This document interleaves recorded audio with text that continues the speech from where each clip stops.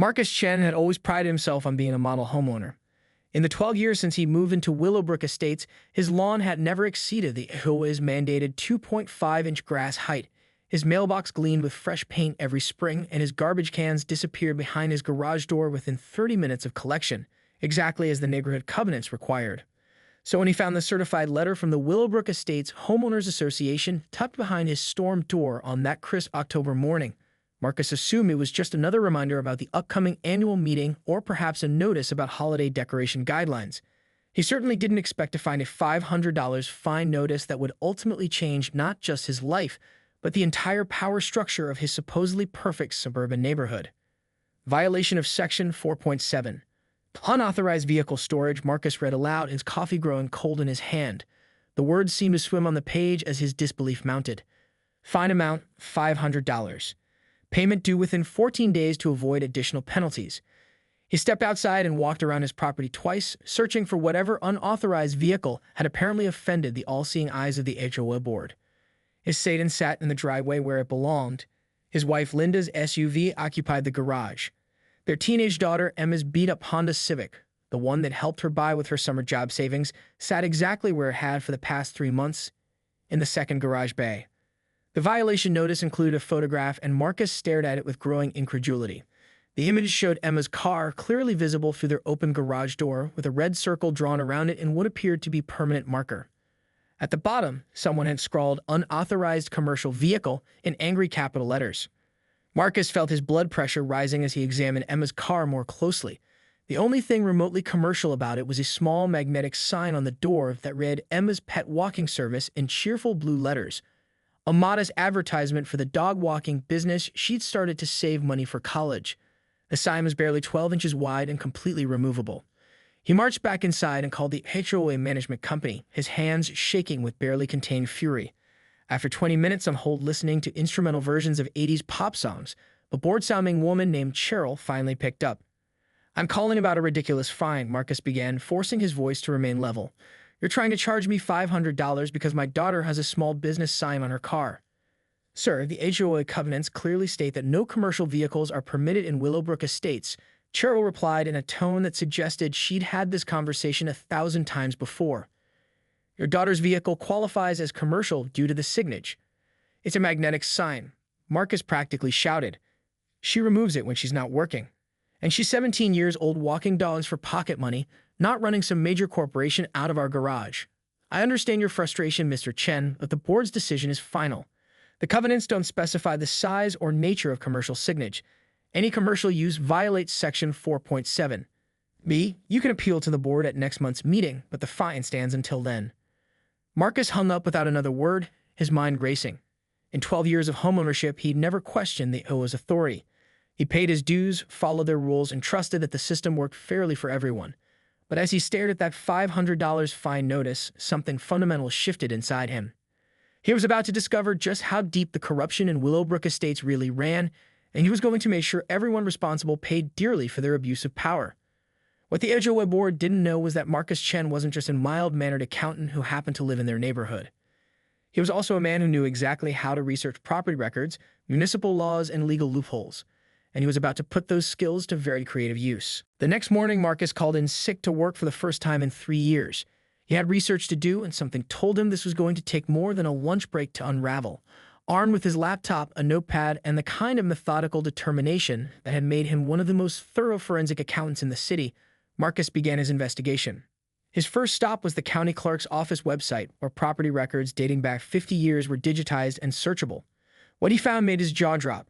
Willowbrook Estates had been incorporated as a subdivision in 1987, but the main road that connected all 200 homes to the outside world, Willowbrook Drive, had never actually been deeded to the county or the HOA. According to the records, the original developer, Harbin Construction, had retained ownership of the road itself, while selling off the individual lots. The company had dissolved in 1993, and the road ownership had passed to its successor entity, Harbin Holdings LC. But here's where it got interesting. Harbin Holdings had been dissolved in 2018 for failure to pay corporate taxes, and the road had been seized by the state as an abandoned asset. Marcus leaned back in his chair, his mind racing. If the state owned the road, that meant it could potentially be sold at auction. But first, he needed to understand just how corrupt his HOA really was. Over the next 6 hours, Marcus combed through 3 years of HOA meeting minutes, violation notices, and financial records. All public information that homeowners were entitled to access but rarely bothered to request. What he discovered was a pattern of abuse so systematic it took his breath away. The HOA board, led by President Karen Whitmore, had issued over 400 violation notices in the past year alone. The average fine was $350, and the most common violations were absurdly petty: grass 0.3 inches too tall, holiday decorations left up 2 days past the covenant-mandated removal date, and Marcus's personal favorite, excessive bird feeding resulting in unsightly bird congregation. But the real bombshell came when Marcus cross-referenced the violation addresses with the board members' personal information. Not a single board member had received a violation notice in 3 years, despite Marcus personally witnessing Karen Whitmore's son's motorcycle parked in their driveway for months, a clear violation of the same no commercial vehicles rule that had ensnared Emma. Even more damning, the HOA's financial records showed that fine revenue had increased by 400% since Karen took over as president. The money wasn't being used for neighborhood improvements either. Instead, it was funding the board members' elaborate annual leadership retreat to a luxury resort in Colorado, complete with spa treatments and wine tastings. Marcus felt his anger crystallizing into something much more dangerous: a plan. He picked up his phone and called the State Department of Transportation's Asset Management Division. After being transferred 4 times, he finally reached someone who could answer his question. "Yes, sir, Willowbrook Drive is currently classified as abandoned state property," the clerk confirmed. "It's scheduled for auction next month as part of our quarterly asset disposal program. The minimum bid is $50,000, but honestly, we don't expect much interest. Who wants to buy a road that doesn't go anywhere profitable?" Marcus smiled for the first time in days. "Actually, I think I might be very interested. Could you send me the auction details?" As he hung up, Emma wandered into the kitchen, still in her pajamas. "Dad, you've been on the computer all day. Mom's worried you're having some kind of breakdown over that stupid fine." Marcus looked at his daughter, 17 years old, working hard to pay for college, being punished for the crime of entrepreneurship, and felt his resolve strengthen. "Not a breakdown, sweetheart. More like a breakthrough. How would you feel about Dad teaching your HOA board a lesson they'll never forget?" Emma grinned. "Can I help?" "Actually," Marcus said, pulling up the state auction website, "you just gave me an idea for the perfect finishing touch to this plan." He had 28 days until the auction. 28 days to figure out exactly how to turn the HOA's weapon, their petty tyranny, back against them, and he was going to enjoy every minute of it. The state auction was held in a dreary government building downtown, in a room that smelled like stale coffee and decades of bureaucratic resignation. Marcus arrived 30 minutes early, wearing his best suit and carrying a cashier's check for $75,000, significantly more than the minimum bid, but he wasn't taking any chances. Only 3 other people showed up: a confused-looking elderly man who seemed to be there by accident, a woman frantically texting on her phone who left before the auction started, and a representative from a paving company who was clearly just browsing for potential contracts. Lot 47B, Willowbrook Drive, approximately 1.2 miles of paved roadway, including utility easements, the auctioneer announced in a monotone voice. Minimum bid $50,000. Marcus raised his hand. $75,000. The auctioneer looked around the nearly empty room. Going once, going twice, sold to bidder number 12. And just like that, Marcus Chen owned the only road in and out of Willowbrook Estates. The paperwork took 3 weeks to process, during which Marcus kept his purchase completely secret. He used the time wisely, consulting with a traffic engineer, a municipal law attorney, and a company that specialized in automated toll collection systems. By the time the deed was officially transferred, Marcus had every detail of his plan mapped out.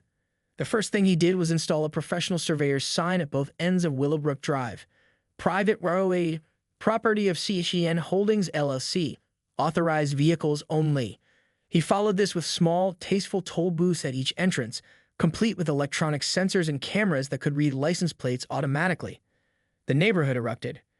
Karen Whitmore was at his door within hours, her face purple with rage. "What the hell do you think you're doing, Chen? You can't just block off our road."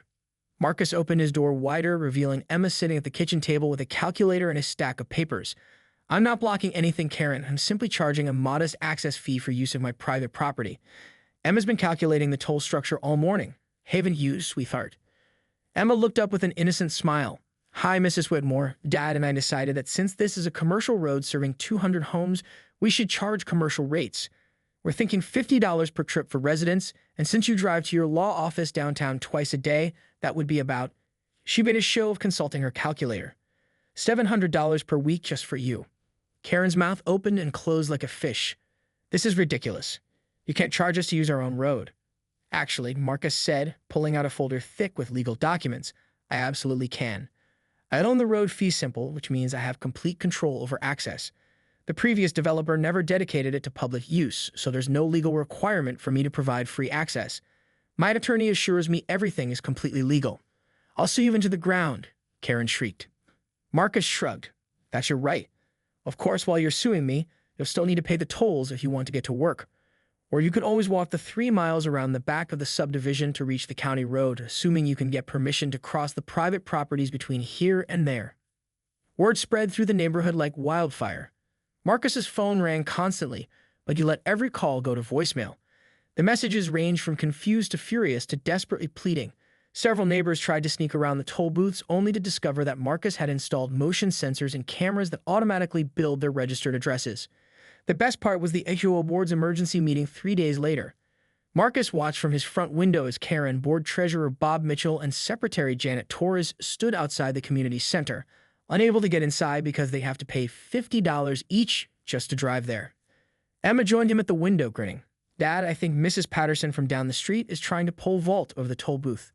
Marcus chuckled as he watched his elderly neighbor retreat from her makeshift obstacle course. You know what the really beautiful part is, Em? According to the HOA's own financial records, they collected about $140,000 in fines last year. If every household pays my toll just twice a week, which is less than most people drive, I'll make over $200,000 annually. And unlike their fines, my tolls are for an actual service. His phone buzzed with a text from Linda, who was visiting her sister in another state. Saw the news story online. You're either a genius or completely insane. Either way, I'm proud of you. Don't let them in the house until I get back. Marcus smiled as he watched Karen Whitmore pace back and forth in front of the toll booth, apparently trying to work up the courage to pay the fee. After 12 years of following every petty rule, of watching his neighbors get nickel and dimed by a corrupt board, of seeing his daughter punished for having ambition, he finally felt like he was in control. But this was just the beginning. The real reckoning was about to start. By day 7 of the toll system, Willowbrook Estates was in complete chaos. The local news had picked up the story, dubbing it the Great HOA Toll War, and reporters camped outside the subdivision entrances interviewing frustrated residents who were paying $100 a day just to commute to work.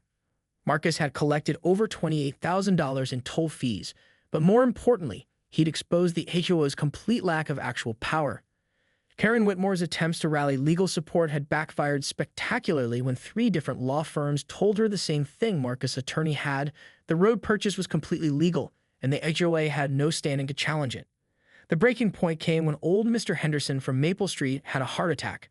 The ambulance had to stop the toll booth, and while Marcus had programmed the system to allow emergency vehicles free passage, the delay caused by the confused EMTs trying to figure out the access system made headlines nationwide.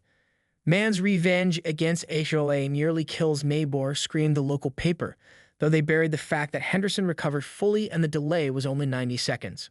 Marcus knew he was losing the public relations battle, but he also knew that HOA was about to crack. The proof came at 6 a.m. on a Tuesday morning when Karen Whitmore, Bob Mitchell, and Janet Torres stood on his doorstep looking like they hadn't slept in days. We want to negotiate, Karen said, the fight gone out of her voice. Marcus invited them into his living room, where Emma sat with her laptop tracking toll revenues in real time. She'd taken a week off school with her mother's permission to help manage what she'd started calling Operation Payback. The residents are furious, Bob Mitchell admitted. Half of them want to lynch us, the other half want to lynch you. Property values are starting to drop because people are afraid to buy into a neighborhood where they'll have to pay tolls forever. We're prepared to rescind your fine, Janet offered desperately. Marcus laughed. My $500 fine. Janet, I've made 56 times that amount in toll revenue in 1 week. This stopped being about my fine the moment I discovered you've been systematically stealing from this community. He opened a folder and spread out printouts of the HOA's financial records. 3 years of fraudulent fines, board members exempting themselves from violations while hammering everyone else, spending homeowner dues on luxury retreats while basic maintenance gets ignored. You didn't just fine me unfairly. You've been running a protection racket. Karen's face flushed. Those retreats are legitimate business expenses. Board leadership requires. A $400 wine tasting? Emma interrupted, reading from her laptop screen. Or maybe the couple's massage packages? I found the receipts, Mrs. Whitmore. Dad taught me how to trace financial records." The three board members exchanged panicked glances. They clearly underestimated both Marcus's thoroughness and his daughter's involvement. "What do you want?" Bob asked quietly. Marcus had been waiting for this question for days. First, immediate resignation of all current board members. Second, full financial audit by an independent firm with results made public. Third, refund of all questionable fines from the past 3 years. I estimate that's about $80,000. Fourth, new bylaws requiring board members to follow the same rules as everyone else. And fifth, Emma added with a grin, a public apology to every family you've harassed, including mine. "That's impossible," Karen protested. "We don't have $80,000 in the treasury." "Then you'll have to pay it personally," Marcus replied calmly. "After all, you personally profited from the fraudulent fine system. Emma calculated that your family alone avoided about $2,000 in legitimate violations over the past 2 years. The room fell silent except for the sound of Karen Whitmore quietly crying. After 12 years of wielding absolute power over her neighbors, she was finally facing consequences. "If we agree," Janet asked hesitantly, "will you remove the tolls?" Marcus exchanged a look with Emma, who nodded enthusiastically. They discussed this moment extensively. "I'll do better than that," Marcus said. "I'll deed the road to the county as a public right-of-way, ensuring this can never happen again, but only after every one of my conditions is met and verified." Bob Mitchell pulled out his phone. "I need to call my lawyer." "You do that," Marcus said, walking them to the door. "But remember, every day you delay costs the residents more money and costs you more credibility. The neighbors are starting to figure out that you created this mess, not me." As the defeated board members trudged back to the toll booth, Emma high-fived her father. "Think they'll cave?" Marcus watched Karen fumble for exact change at the toll booth, her hands shaking with humiliation. "Oh, they'll cave. The question is whether they'll do it with dignity or make us drag them kicking and screaming to the finish line." His phone buzzed with a text from Linda. "Just saw you on CNN. Come home soon. I want to hug my brilliant, slightly terrifying husband." The war was almost over. Tomorrow would bring either surrender or total victory. The surrender came at 3:47 p.m. the following day, delivered not by the board members themselves, but by their attorney, a harried-looking man who clearly wished he was anywhere else. "My clients accept all terms," he announced to Marcus and Emma, who were sitting on their front porch enjoying the afternoon sun and the steady ping of toll notifications on Emma's laptop. "Full resignations effective immediately, independent audit approved, and they've agreed to personally cover the $80,000 in refunds from their own assets." Emma looked up from her computer. "What about the public apology?" The lawyer winced. "They'll issue a written statement to all residents taking full responsibility for improper governance practices. And admitting they targeted my family unfairly," Marcus pressed. "Yes, that too." Marcus stood and shook the man's hand. "Pleasure doing business with you." Emma, shut down the toll system. Within an hour, the electronic barriers were raised permanently, and Marcus posted a simple sign at each entrance. "Welcome to Willowbrook Estates. Road courtesy of Chen Holdings LC, donated to Pike County Public Works." He kept his promise to deed the road to the county, ensuring no HOA could ever hold residents hostage again. The aftermath was swift and satisfying. Karen Whitmore moved out of the neighborhood within a month, unable to face the daily humiliation of her former subjects.